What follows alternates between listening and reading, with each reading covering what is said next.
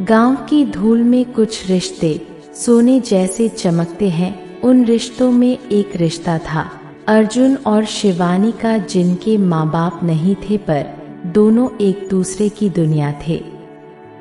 तो चलिए हम आपको रक्षाबंधन की उस प्रेरणादायक कहानी की ओर ले चलते हैं। भरतपुर नाम का एक छोटा सा गांव था जिसमें दो भाई बहन अर्जुन और शिवानी रहते थे।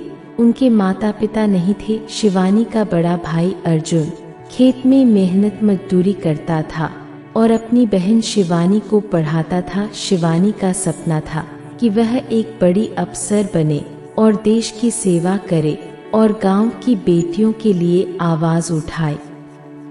शिवानी कहती है, भैया जब मैं बड़ी अफसर बन जाऊंगी ना तो तुझे रोज चाय पिलाया करूंगी।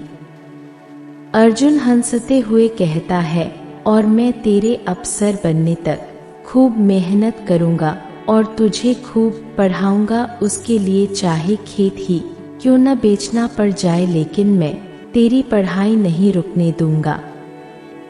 हर साल के जैसे ही इस बार भी रक्षाबंधन आता है और शिवानी अर्जुन को राखी बांधकर कहती है, भैया तू हमेशा मेरी ढाल बनकर खड़ा रहना। और अर्जुन कहता है, बहन मैं मर जाऊंगा पर तुझे कभी आंच नहीं आने दूंगा। शिवानी कहती है, भैया एक दिन मैं भी तुझे बचाऊंगी। जब मैं बड़ी ऑफिसर बन जाऊंगी फिर तुम्हें कुछ करने की जरूरत नहीं पड़ेगी। अर्जुन कहता है, बहनें सिर्फ राखी नहीं बांधती, वो ताकत भी देती है। बहन मेरा आशीर्वाद हमेशा तेरे साथ है। तू खूब मन लगाकर पढ़ाई कर और एक बड़ी अफसर बनकर इस गांव और इस देश का नाम रोशन कर। कुछ समय से गांव में वहां के विधायक का अत्याचार बढ़ता जा रहा था। उस विधायक का नाम था विक्रम सिंह। विक्रम सिंह अर्जुन की जमीन को हड़पना चाहता था। कोई भी उससे कुछ नहीं कह पाता था। पुलिस भी उसका साथ देती थी। गांव में विकास के नाम पर लूट चल रही थी। विधायक विक्रम सिंह जमीन हड़पना चाहता था और अर्जुन को रास्ते से हटाना चाहता था। विधायक गुंडों को आदेश देता है और कहता है, इस किसान को सबक सिखाओ। विधायक का आदेश मिलते ही गुंडे अर्जुन पर हमला कर देते हैं और विधायक विक्रम सिंह अर्जुन पर झूठा केस लगाकर उसे गिरफ्तार करवा देता है। शिवानी चीखती है, चिल्लाती है, मेरे भाई को छोड़ दो, मेरे भाई को छोड़ दो, लेकिन उसकी कोई नहीं सुनता है। शिवानी अकेली पड़ जाती है। अब शिवानी की परीक्षा का समय आता है। अर्जुन जेल में था। सारा गांव चुप था, पर शिवानी का इरादा अड़िग था। अब वो सिर्फ एक बहन नहीं बल्कि एक योद्धा बन चुकी थी। शिवानी संकल्प लेती है और खुद से कहती है, इस बार राखी तब बांधूंगी जब भैया तुझे इस जाल से निकाल लूंगी। अब शिवानी जी जान लगाकर रात भर जागकर पढ़ाई करती है और भूखे पेट सोती है। और आखिरकार बहन शिवानी की मेहनत रंग लाती है और वह यूपीएससी में सफलता हासिल करती है।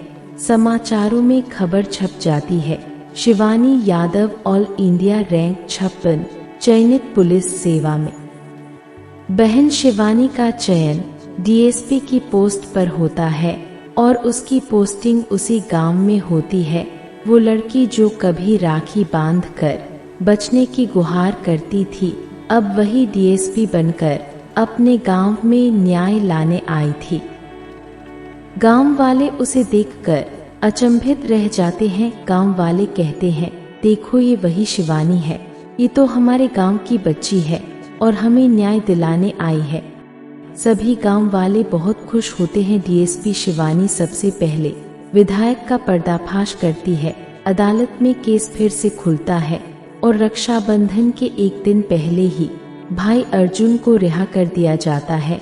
और विधायक को गिरफ्तार कर बहन शिवानी अपने भाई को जेल से निकालकर अपने घर ले जाती है।